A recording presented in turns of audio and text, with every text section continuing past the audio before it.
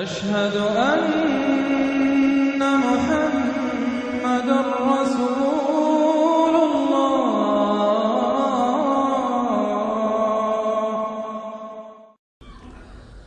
أما بعد فأعوذ بالله من الشيطان الرجيم. بسم الله الرحمن الرحيم. الحمد لله رب العالمين الرحمن الرحيم مالك يوم الدين إياك نعبد وإياك نستعين اهدنا الصراط المستقيم صراط الذين أنعمت عليهم غير المغضوب عليهم ولا الضالين آمين. رب اشرح لي صدري ويسر لي أمري واحلل عقدة من لساني يفقهوا قولي. اللهم ربنا ألهمنا رشدنا وأعذنا من شرور أنفسنا. اللهم أرنا الحق حقا وارزقنا اتباعه وأرنا الباطل باطلا وارزقنا اجتنابه. اللهم ربنا يسر لنا أمورنا كلها وأتمم لنا بالخير وتقبل منا فإنك خير المتقبلين آمین یا رب العالمین. معزز حاضرین اور محترم خواتین، ہم اللہ کے نام سے اس سال کی نماز تراویح کے ساتھ دورہ ترجمہ قرآن کا آغاز کر رہے ہیں۔ اس سے پہلے میں عرض کر چکا ہوں کہ اب میری عمر بھی کافی ہو چکی ہے، قمری حساب سے 68 برس مکمل ہو چکے ہیں، اور مختلف قسم کے عوارض بھی مجھے لاحق ہیں، اور بہت سے احباب نے اور رفقاء نے مشورہ دیا تھا کہ میں اتنا بڑا بوجھ اپنے ذمے نہ لوں، لیکن میں نے خالصتاً توکلاً علی اللہ اس کی ہمت کی، اس کا ارادہ کیا، اس کے لیے اہتمام بھی خصوصاً ہوا ہے۔ مجھے اندازہ ہے کہ اب میرے خیالات کی جو رو ہے وہ اب اتنی تیز نہیں ہے جتنی کبھی ہوا کرتی تھی۔ کراس ریفرنسز بھی جو ہیں قرآن حکیم کے وہ اتنے مستحضر نہیں ہیں جتنے کبھی ہوتے تھے، بلکہ واقعہ یہ ہے کہ میری زبان بھی بعض اوقات لڑکھڑاتی ہے، اس لیے کہ مجھے جو ادویات استعمال کرنی پڑتی ہیں ان کا اعصاب پر بھی اثر ہوتا ہے، اور جو ہمارے اعضائے رئیسہ ہیں ان پر بھی اثر ہوتا ہے۔ بہرحال ان سب کے علی الرغم اللہ کا نام لے کر آغاز کر رہے ہیں۔ میری انتہائی نگارش یہی ہے، تیرے نام سے ابتدا کر رہا ہوں۔ ابھی میں نے سورہ فاتحہ کی تلاوت کی اور آپ نے سماعت فرمائی۔ یہ سورہ مبارکہ مصحف کے اعتبار سے تو پہلی سورت ہے ہی، سب کو معلوم ہے، لیکن یہ بھی نوٹ کر لیجئے کہ یہ نزول کے اعتبار سے بھی سب سے پہلی مکمل سورت جو حضور پر نازل ہوئی وہ یہی ہے۔ اس سے قبل متفرق آیات نازل ہوئیں، 5 آیتیں سورہ علق کے آغاز میں، کچھ آیتیں سورہ قلم یا سورہ نون کے آغاز میں، کچھ آیتیں سورہ مزمل کی ابتدا کی، کچھ آیتیں سورہ مدثر کے آغاز کی۔ 5ویں وحی تقریباً اس پر اجماع ہے کہ یہ سورۃ الفاتحہ کی ہے، اور یہ مکمل سورت ہے جو حضور پر نازل ہوئی۔ سورۃ الفاتحہ کے معنی ہوئے افتتاحی سورت، فتح یفتح کے معنی ہے کھولنا، مفتاح کنجی کو کہتے ہیں، چابی کو۔ تو یہ اوپننگ سورہ آف دی قرآن، قرآن حکیم کی افتتاحی سورت۔ ویسے جیسا کہ میں تعارف قرآن کے ضمن میں عرض کر چکا ہوں، عربوں کا یہ مزاج تھا کہ جس چیز سے انہیں خصوصی محبت ہوتی تھی اس کے بہت سے نام رکھتے تھے۔ اس کے بھی بہت سے نام ہیں۔ سورۃ الفاتحہ سب سے عام ہے، لیکن الکافیہ، الشافیہ، ام القرآن، اساس القرآن، کم سے کم یہ 4 نام تو میں سمجھتا ہوں کہ ہر مسلمان کو مزید معلوم ہونے چاہیے، اور بھی بہت سے نام ہیں۔ اس سورہ مبارکہ کی بالاتفاق و بالاجماع 7 آیتیں ہیں، اگرچہ ان کی ترتیب میں کچھ اختلاف ہے۔ ایک رائے، یہ رائے امام شافعی کی بھی ہے اور بصرہ کے جو قراء تھے ان کی بھی ہے کہ آیت بسم اللہ بھی سورہ فاتحہ میں شامل ہے، اس کا جز ہے، وہ اس کو شامل کر کے پھر 7 آیتیں بناتے ہیں، تو آخری جنہیں ہم 2 آیتیں سمجھتے ہیں، صراط الذین انعمت علیہم غیر المغضوب علیہم ولا الضالین، وہ ان کے نزدیک ایک آیت ہے۔ تو گویا کہ نتیجہ یہ نکلا کہ آیتوں کی تعداد 7 ہی رہتی ہے۔ امام ابو حنیفہ رحمۃ اللہ علیہ کا موقف اور کوفے کے جو قراء تھے ان کا بھی موقف یہ ہے کہ آیت بسم اللہ نہ سورہ فاتحہ کا جز ہے نہ کسی اور سورت کا جز ہے، سوائے ایک مقام پر جہاں حضرت سلیمان علیہ السلام کا خط جو ہے نقل ہوا ہے، جنہوں نے ملکہ سما کو لکھا تھا انہ من سلیمان و انہ بسم اللہ الرحمن الرحیم، تو قرآن کے متن میں صرف اسی جگہ پر یہ آیت شامل سمجھتے ہیں، باقی یہ صرف علامت کے طور پر کہ یہاں سے ایک نئی سورت شروع ہو رہی ہے درج کی گئی ہے۔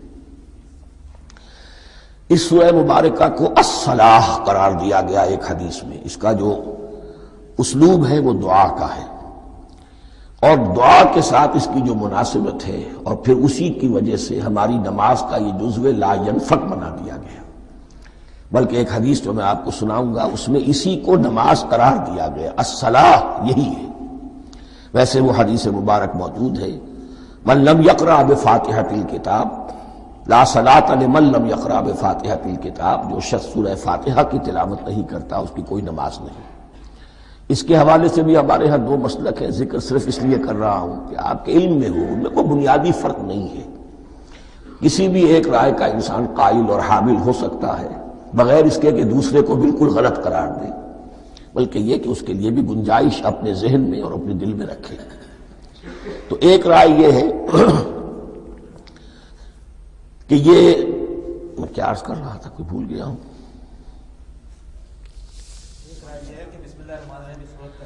جی، اور دوسری آیت یہ ہے کہ اس کا حصہ نہیں ہے۔ اسی اعتبار سے یہ کہ یہ سورہ مبارکہ نماز میں پڑھی جانی ضروری ہے، لا صلاۃ لمن لم یقرأ بفاتحۃ الکتاب۔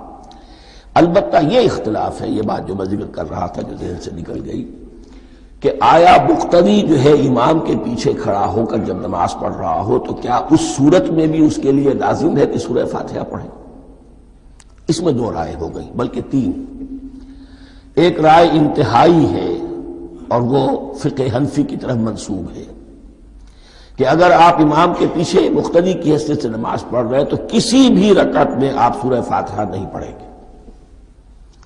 ایک دوسری بالکل برعکس رائے ہے، وہ امام شافعی رحمۃ اللہ علیہ کی ہے کہ ہر حالت میں چاہے امام جہری رکعت پڑھا رہا ہو جس میں وہ بلند آواز سے سورہ فاتحہ پڑھ رہا ہو اور چاہے وہ سری رکعت ہو، ہر حالت میں مقتدی کو بھی پڑھنی ہے۔ ایک تیسری رائے بین ہے، وہ امام مالک کی ہے رحمۃ اللہ علیہ، کہ جو سری رکعت ہے جس میں کہ امام بھی خاموشی سے پڑھ رہا ہے مقتدیوں کو بھی پڑھنی چاہیے، جو جہری رکعت ہے جس میں کہ امام بلند آواز سے پڑھ رہا ہے اس میں مقتدیوں کو خاموش رہ کر پوری توجہ جو ہے سننے پر صرف کر دینی چاہیے۔ اذا قرئ القرآن فاستمعوا له وانصتوا، جب قرآن پڑھا جا رہا ہو تو پوری توجہ اس کے پڑھنے پر مرکوز کر دو اور خود خاموش رہو۔ میرے اپنی رائے میں یہ تیسری رائے سب سے زیادہ صائب ہے اور اس میں کسی طرح کی بھی کوئی پیچیدگی پیدا نہیں ہوتی۔ بہرحال اس سورہ مبارکہ کا جو اسلوب ہے میں نے عرض کیا دعائیہ ہے، البتہ قرآن مجید کے علم اور حکمت کے اعتبار سے، اس کے فلسفے کے اعتبار سے ایک بات سمجھ لینی چاہیے۔ قرآن کا فلسفہ یہ ہے کہ بنیادی ہدایت ہر انسان کے دل میں موجود ہے، بالقوہ، پوٹینشلی۔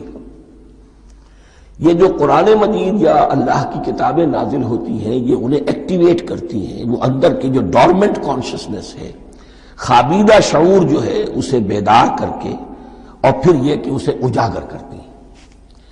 ہر سلیم الفطرت انسان اور سلیم العقل انسان، 2 سلامتی شرط ہیں۔ سلیم الفطرت، نیچر پرورٹڈ نہ ہو، فطرت مسخ نہ ہو گئی ہو، عقل سلیم ہو۔ ان دونوں چیزوں کا نتیجہ یہ نکلتا ہے کہ وہ انسان از خود بغیر کسی وحی کی رہنمائی کے بغیر کسی نبی کی تعلیم کے سے استفادہ کیے ہوئے از خود بھی کچھ حقائق تک پہنچ جاتا ہے۔ اور وہ حقائق کیا ہے؟ نمبر ایک یہ کہ اس کائنات کا ایک خالق ہے اور وہ ایک ہے، اور وہ تمام صفات کمال سے متصف ہے۔ نمبر دو یہ کہ انسان کی زندگی صرف یہ زندگی نہیں ہے، بلکہ ایک اور زندگی ہے کہ جس میں اس زندگی کے اعمال کے نتائج برآمد ہوں گے۔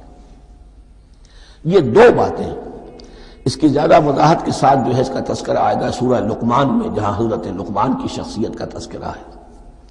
لیکن یہاں صرف یہ بات سمجھ لیجئے کہ قرآن کا فلسفہ یہ ہے کہ ہر انسان میں، ہر فرد نوع بشر میں جو اپنی ولادت کے وقت مسلم ہوتا ہے، حضور کی حدیث ہے کل مولود یولد علی الفطرہ ابواہ یحودانہ او ینصرانہ او یمجسانہ، ہر بچہ نوع انسانی کا فطرت اسلام پر پیدا ہوتا ہے، وہ فطرت کے اندر وہ ہدایت ودیت ہے۔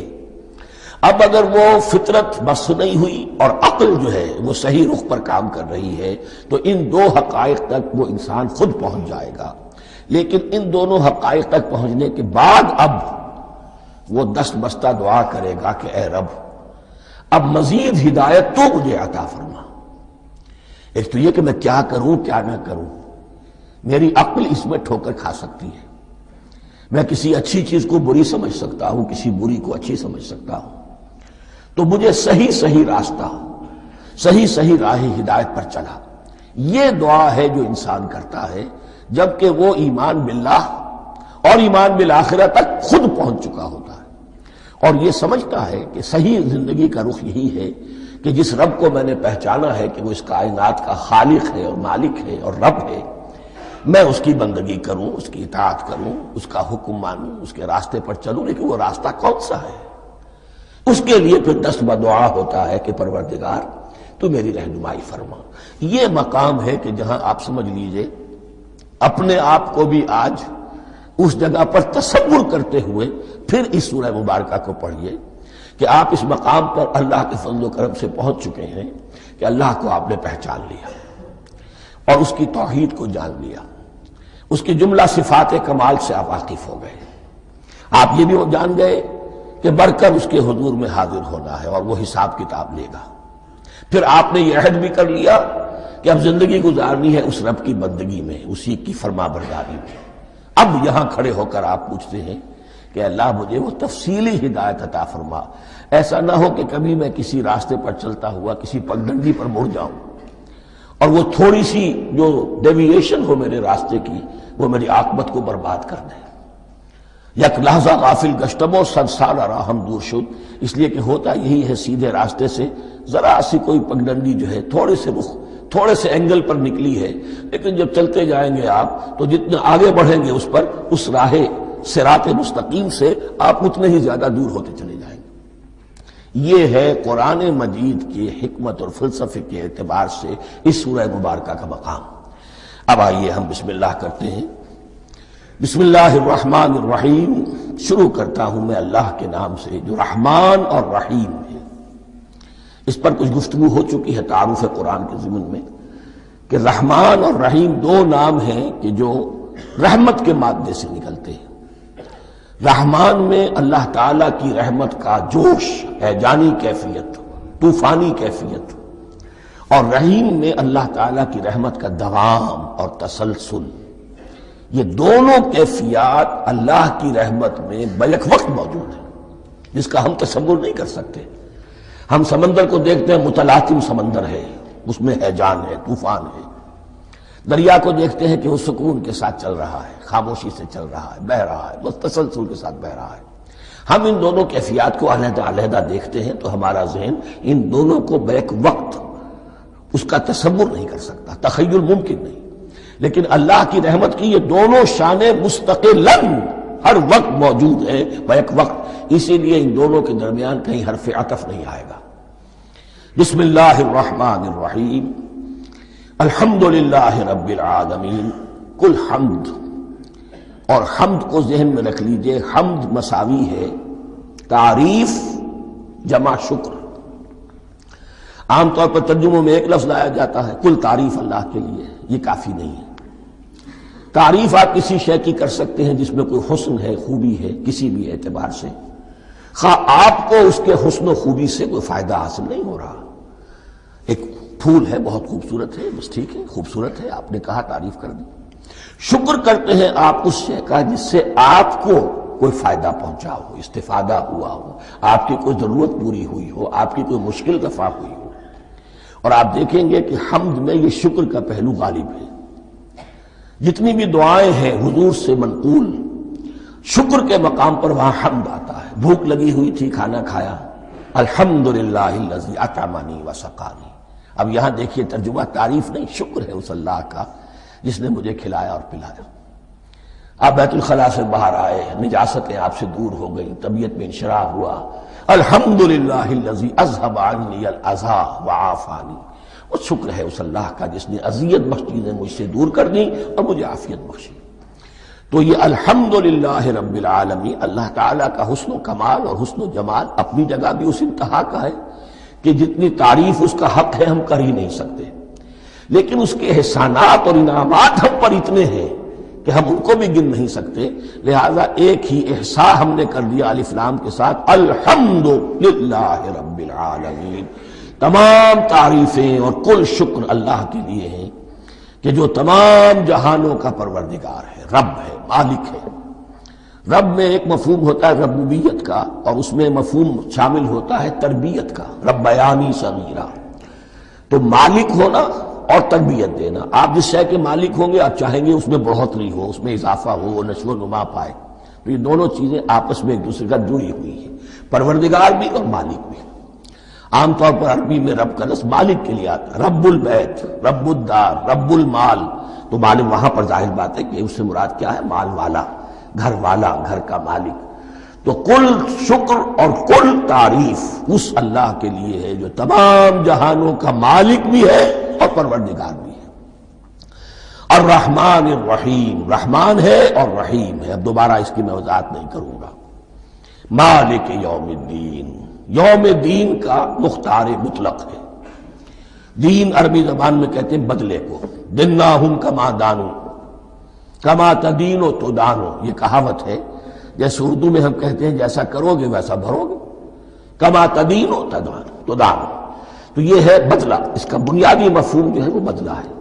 تو بدلے کا ایک دن ہے جس دن فیصلہ ہوگا کہ کون کیا کما کر لایا ہے اور اسے کیا بدلہ ملنا چاہیے۔ آیا اس کا برائیوں کا پلڑا بھاری ہے کہ اسے سزا ملنی چاہیے، یا اس کی حسنات اور نیکیوں کا پلڑا بھاری ہے کہ اسے جزا ملنی چاہیے، اس کا انعام اور اکرام کے ساتھ معاملہ کیا جانا چاہیے۔ وہ ایک دن ہے، اسے ہم یوم القیامہ کہتے ہیں۔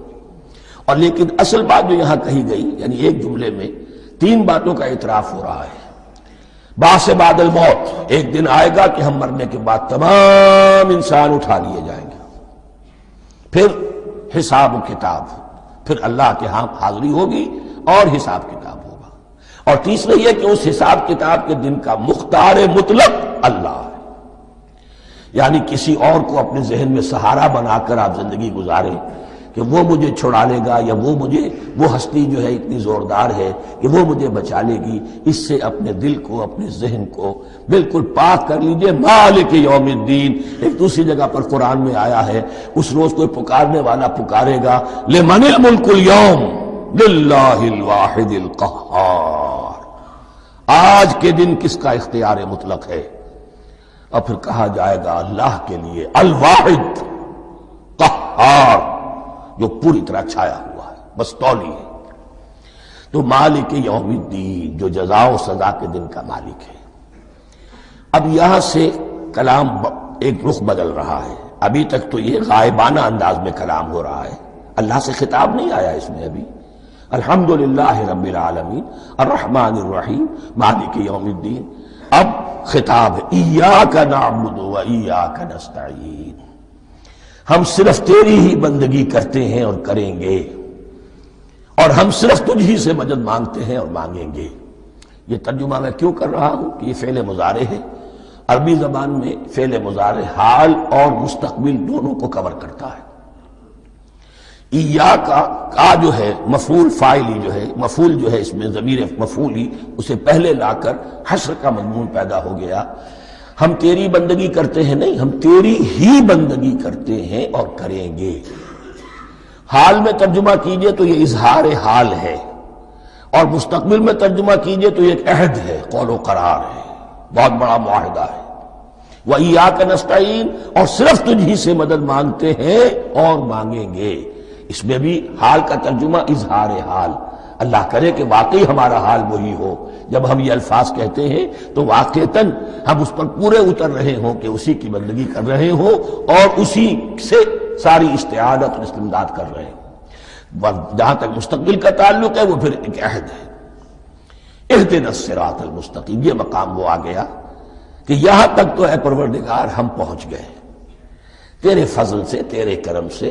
فطرت سلیمہ بھی تیری عطا کردہ تھی، عقل سلیم بھی تیری ودیعت کردہ تھی، ان دونوں کی روشنی سے ہم یہاں تک تو پہنچ گئے۔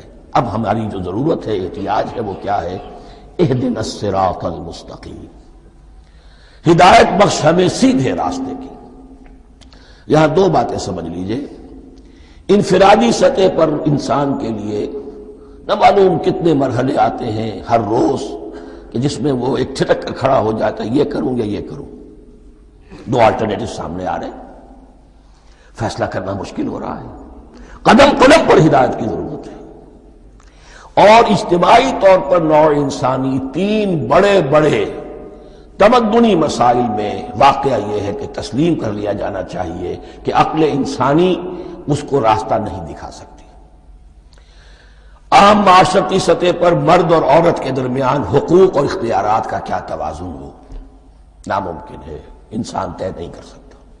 انسان یا مرد ہے یا عورت ہے، عورت سوچے گی اپنے جذبات کا، اپنے خیالات کا لحاظ رکھے گی، مرد کے جذبات و احساسات کا اس کا کوئی تصور ہی ممکن نہیں۔ مرد سوچے گا اسے اپنے احساسات معلوم ہے، لیکن یہ کہ عورت کے احساسات سے وہ نابلد ہے، ان کو محسوس کر ہی نہیں سکتا، لا محالہ وہ اپنے بارے میں وہ جو بھی نظام بنائے گا اس میں وہ اپنی بالادستی رکھے گا۔ وہ تو ایک ہی ہستی ہو سکتی ہے کہ جو دونوں کی خالق ہے، مرد کی بھی عورت کی بھی، اور اس کو دونوں سے محبت ہے، دونوں کا خیر خواہ ہے، دونوں کا رب ہے، دونوں کو پروان چڑھانا چاہتا ہے۔ اسی طرح فرد اور معاشرہ یا ریاست، حکومت اور ریاست ہمیشہ یہ چاہتی ہے کہ سارے اختیارات ہمارے ہاتھ میں آ جائیں، ٹوٹلیٹیرین سوسائٹی ہو، بس ہم حکم دیں اور لوگ اس پر چلیں۔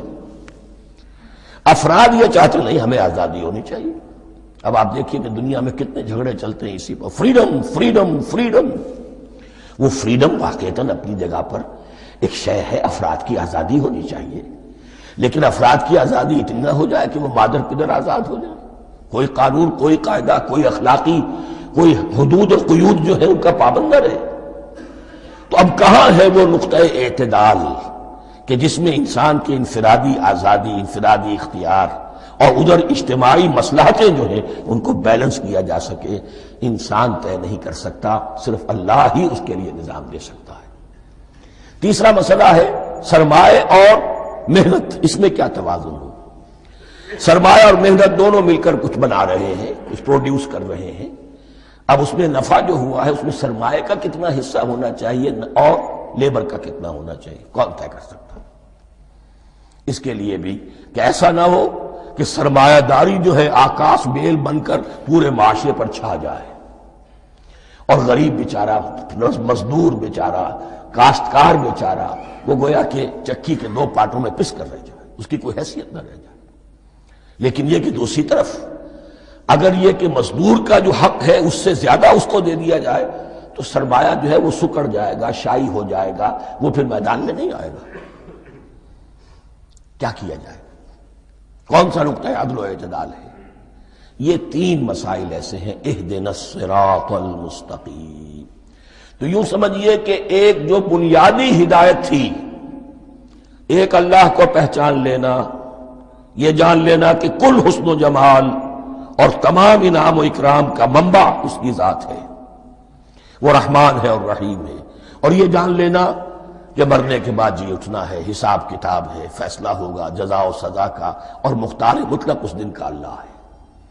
پھر یہ عہد کر لینا ایاک نعبد و ایاک نستعین۔ اس کے بعد دعا، پروردگار ہمیں ہدایت پر قائم رکھ، ہماری ہدایت میں اضافہ فرما۔ اس ہدایت کے لفظ کو سمجھ لیجئے، بنیادی ہدایت، تفصیلی ہدایت، قدم قدم پر ہدایت، ہدایت پر ہدایت. والذین اہتدوا زادہم ھدی، جو لوگ ہدایت کے راستے پر آتے ہیں اللہ ان کی ہدایت میں اضافہ کرتا ہے. تو یہ قدم قدم پر ہمیں ہدایت کی ضرورت ہے اور مرحلہ وار ضرورت ہے. ہدایت اس کو بھی کہتے ہیں کہ کسی نے آپ سے کوئی پتہ پوچھا، آپ نے کہا ادھر جانا، پھر دوسری گلی میں مڑنا، پھر جانا 2-3 لائٹیں چلے جانا، پھر مڑنا وغیرہ وغیرہ، یہ بھی ہدایت ہے. نظری طور پر آپ نے بتایا ہے. ایک ہدایت یہ ہوئی کہ بھائی میں چلتا ہوں آپ کے ساتھ، میں آپ کو وہاں تک پہنچا دوں گا تاکہ آپ کو دقت نہ ہو، آپ نے منزل تک پہنچا دیا. ان دونوں کے درمیان، یہ تو میں نے ایک فرد کی مثال دی ہے، اللہ اور بندے کے درمیان نہ معلوم کتنے مراحل ہیں ہدایت کے. تو کسی وقت بھی انسان اپنے آپ کو ہدایت خداوندی سے مستغنا نہیں سمجھ سکتا، اور نہیں تو پروردگار جو ہدایت دی ہے اس پر ہدایت پر قائم رکھ. کیا پتہ شیطان کا کوئی حملہ، کیا پتہ ہمارے نفس کی کوئی شرارت کسی ایسے رخ پر ہمیں ڈال دے کہ اب تک کی ساری کمائی بھی ضائع ہو جائے. لہذا یہ نہ سمجھیے کہ جب یہ ساری چیزیں ان کو معلوم تھی، ان چیزوں کا تو اقرار کر رہے تو اب ہدایت کون سی مانگ رہے ہیں.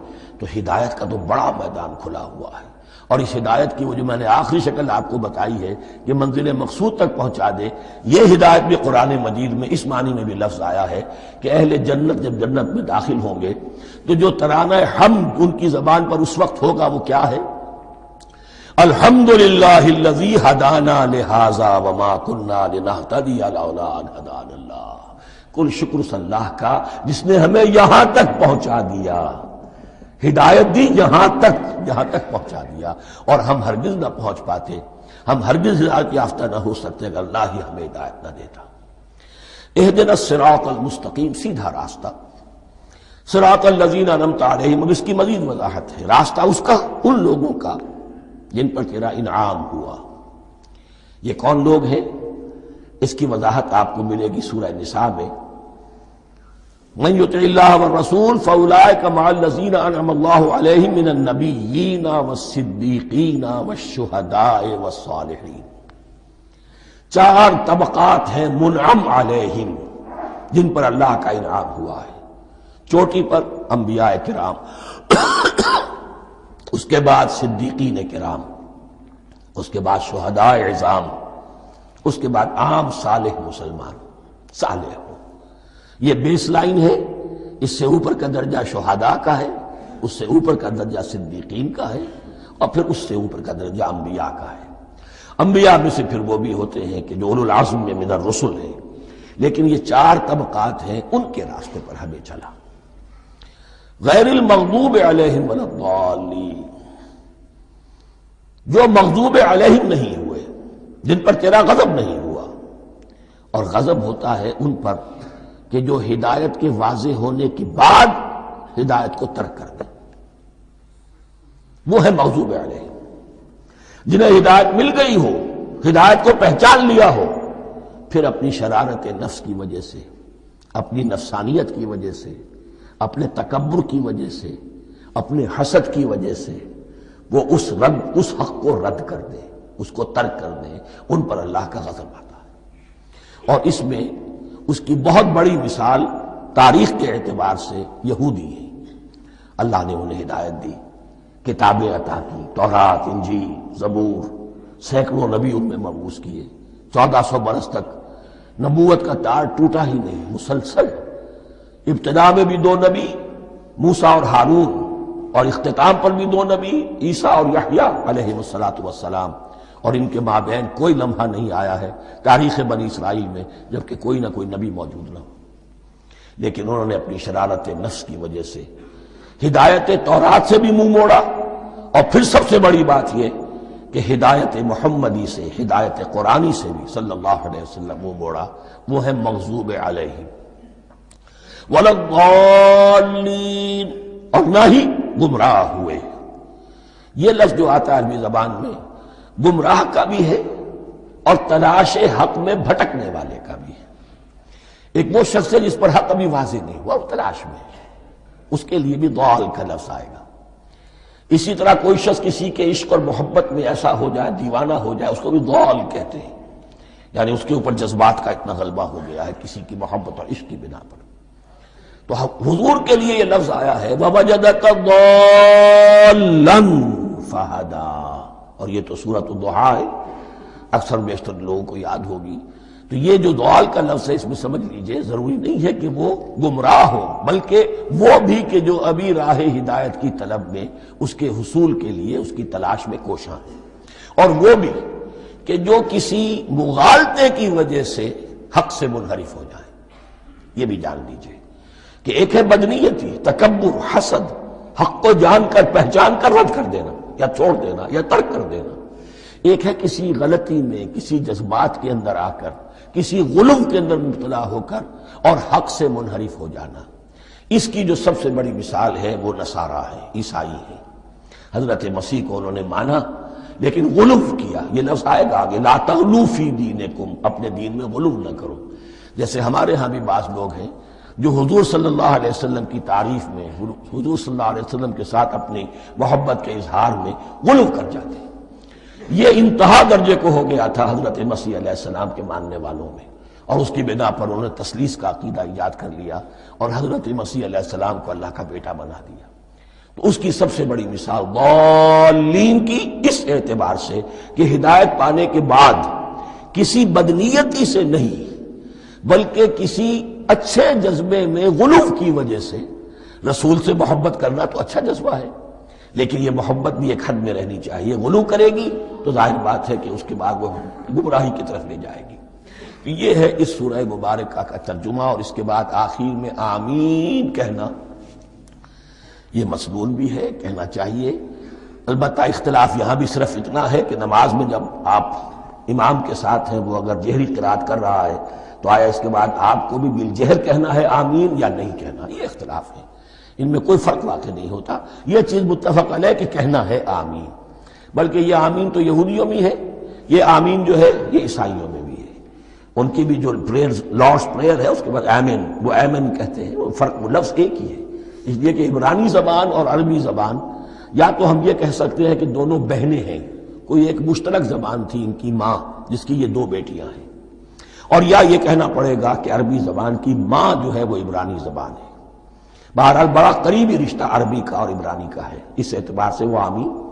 اب آپ کو معلوم ہے ہم السلام علیکم وہ کہتے ہیں، وہ سلام کہتے ہیں، فرق کیا ہے؟ وہ تو تلفظ کا فرق ہے۔ اسی طریقے سے اور بہت سے الفاظ ہیں، میں بعد میں بتا۔ اب میں اس سورہ مبارکہ کے بارے میں خاص حدیث آپ کو سنانا چاہتا ہوں، اور اسی سے در حقیقت جو امام ابو حنیفہ کا موقف ہے رحمۃ اللہ علیہ، اس کی حقانیت مزید مبرہن ہو جائے گی۔ یعنی کیا کہ آیت بسم اللہ سورہ فاتحہ کا جز نہیں ہے، سورہ فاتحہ الحمدللہ رب العالمین سے شروع ہوتی ہے۔ وہ میں آپ کو بتانا بھول گیا کہ جن کے نزدیک یہ سورت کا جز ہے وہ پھر جہری قرات میں بسم اللہ الرحمن بھی بلند آواز سے کہیں گے، اور جن کے نزدیک یہ سورہ فاتحہ کا جز نہیں ہے وہ نہیں کہیں گے، وہ الحمدللہ رب العالمین سے قرات کریں گے۔ تو کوئی فرق نہیں ہے بنیادی۔ یہ حدیث جو ہے یہ مسلم شریف میں ہے اور حدیث قدسی ہے۔ اس کے راوی حضرت ابو ہریرہ ہے رضی اللہ تعالی عنہ، اور اس حدیث نے اس سورت کے مضامین کا نہایت عمدہ تجزیہ کر دیا ہے۔ حدیث کے الفاظ سن لیجئے، قسمت الصلاۃ بینی و بین عبدی نصفین۔ اللہ تعالیٰ فرما رہے ہیں، حدیث قدسی ہے، میں نے نماز کو، صلاۃ کو اپنے اور اپنے بندے کے درمیان آدھا آدھا تقسیم کر لیا۔ فنصفها لی ونصفها لعبدی، اس کا نصف جو ہے وہ میرے لیے ہے اور نصف جو ہے وہ میرے بندے کے لیے ہے۔ وَلِعَبْدِي مَا سَأَلَ، اور جو میرے بندے نے مانگا میں اسے دوں گا، میرا وعدہ ہے یا میں نے اسے دیا۔ اس کے بعد اس کی تفصیل آتی ہے، اذا قال العبد، جب بندہ کہتا ہے الحمدللہ رب العالمین، قال اللہ حمدنی عبدی، جب بندہ کہتا ہے الحمدللہ رب العالمین، اللہ فرماتا ہے میرے بندے نے میری حمد کی۔ وَإِذَا قَالَ الرَّحْمَٰنِ الرَّحِيمِ قَالَ اللَّهُ اثْنَىٰ عَلَيَّ عَبْدِي، جب بندہ کہتا ہے الرحمن الرحیم، اللہ فرماتا ہے میرے بندے نے میری ثنا کی۔ وَإِذَا قَالَ مَالِكِ يَوْمِ الدِّينِ قَالَ اللَّهُ تَعَالَىٰ مَجَّدَنِي عَبْدِي، میرے بندے نے میری تمجید بیان کی، میری بزرگی بیان کی۔ اب یہ 3 آیتیں ہو گئیں، تینوں میں اللہ کی حمد ہے، ثنا ہے، تمجید ہے. یہ 3 آیتیں خالص اللہ کے لیے ہو گئیں. اب چوتھی آیت آئی، ایاک نعبد و ایاک نستعین. اس کے بارے میں جب بندہ کہتا ہے اذا قال العبد ایاک نعبد و ایاک نستعین، قال اللہ تعالی ھذا ما بینی و بین عبدی ولعبدی ما سأل. یہ میرے اور میرے بندے کے درمیان ہے. یہ تو یوں سمجھیے کہ یہ گرہ لگ گئی ہے میرے اور میرے بندے کے مابین. اس نے مجھ سے قول و قرار کیا ہے، اس نے میری بندگی کا اعتراف کیا ہے، اس نے تسلیم کیا ہے کہ میری ہی بندگی کرتا ہے اور کرے گا، اور مجھ سے مدد چاہیے ہے. ھذا ما بینی و بین عبدی، یہ معاہدہ ہے. معاہدہ 2 فریقوں کے مابین ہوتا، یہ میرے اور میرے بندے کے مابین ہے. وَلِ عَبْدِي مَا سَأَلَ، اور میں نے اپنے بندے کو دیا جو اس نے مانگا. وہ میری مدد چاہتا ہے، میری مدد اس کے شامل حال رہے گی. فَإِذَا قَالَ، اور جب بندہ کہتا ہے اهْدِنَا الصِّرَاطَ الْمُسْتَقِيمَ صِرَاطَ الَّذِينَ أَنْعَمْتَ عَلَيْهِمْ غَيْرِ الْمَغْضُوبِ عَلَيْهِمْ وَلَا الضَّالِّينَ، قَالَ اللَّهُ تَعَالَى هَذَا لِعَبْدِي وَلِعَبْدِي مَا سَأَلَ. یہ 3 آیتیں یہ میرے بندے کے لیے ہیں. اهْدِنَا الصِّرَاطَ الْمُسْتَقِيمَ، اسی صراط مستقیم کی وضاحت ہے مثبت. صراط الذین انعمت علیہم، اسی صراط المستقیم کی وضاحت ہے منفی انداز میں، غیر المغضوب علیہم ولا الضالین. یہ سب میرے بندے کے لیے ہے اور میں نے اپنے بندے کو دیا جو اس نے مانگا. اس کو میں نے ایک مرتبہ یہ ترازو کی شکل میں اس کو لکھوایا تھا. دیکھیے یہ ایاک نعبد و ایاک نستعین، یہ ہے وہ ترازی کی وہ ڈنڈی. واو جو ہے ایاک نعبد و ایاک نستعین، واو جو ہے گویا کہ وہ مٹھ ہے جس سے کہ ترازو کو پکڑا جاتا ہے. ادھر ایک پلڑا ہے جس کی 3 آیتیں ہیں، الحمدللہ رب العالمین الرحمن الرحیم مالک یوم الدین. اس کا نتیجہ کیا نکلا؟ ایاک نعبد. آپ نے شاید یہ سنا بھی ہو، ایک بہت ہی عمدہ قرات کا جو ریکارڈ ہے قاری عبدالباسط عبدالصمد کا، وہ یہیں سے چل کر سورہ فاتحہ کی قرات کر کے ایاک نعبد پر آ کر رکتا ہے. الحمدللہ رب العالمین الرحمن الرحیم مالک یوم الدین ایاک نعبد. گویا کہ یہاں یہ صورت بالکل ہاف ہو گئی ہے. 3 آیتوں میں اللہ کی حمد ہے، ثنا ہے، تمجید ہے، جس کا نتیجہ ہم تیری ہی بندگی کرتے ہیں، تیری ہی اطاعت کریں گے. لیکن اب اس کے بعد سوال ایاک نستعین، اسی کی جو استعانت کیا درکار ہے ہمیں؟ ہدایت. ہدایت سب سے بڑی استعانت ہے، ہدایت ہی تو سب سے بڑی مدد ہے. اهدنا الصراط المستقیم صراط الذین انعمت علیہم غیر المغضوب علیہم ولا الضالین. یہ ایاک نستعین کے حکم کے ساتھ یہ 3 آیتیں آ گئیں. اهدنا الصراط المستقیم صراط الذین انعمت علیہم غیر المغضوب علیہم ولا الضالین. قسمت الصلاة بینی و بین عبدی نصفین فنصفها لی ونصفها لعبدی ولعبدی ما سأل. اللہ تعالیٰ اس سورہ فاتحہ کا جو اصل مفہوم ہے وہ بھی ہمارے ذہنوں پر، ہمارے شعور کی سطح پر اسے اجاگر کیے رکھے. ہمیں توفیق دے کہ جب بھی پڑھیں، جب بھی سنیں تو وہ کیفیت اگر ہو جائے. اس لیے کہ ایک حدیث ہے کہ الصلاۃ معراج المومنین، نماز تو اہل ایمان کے حق میں معراج کے درجے میں ہے. اس حوالے سے ہم یہ سمجھ سکتے ہیں کہ کوئی وقت ایسا آ سکتا ہے کہ انسان کو واقعتاً، روح انسانی واقعتاً اللہ کے یہ جواب سنے. انہونی بات نہیں ہے. ہوتا ہے خطاب آخر، اٹھتا ہے حجاب آخر، کرتے ہیں خطاب آخر. یہ تو ہوتا ہے. مخاطبہ الہی، یہ تو میں نے عرض کیا کہ ثابت ہے. مخاطبہ، محادثہ اور تحدیث، اللہ بندوں سے کلام کرتا ہے.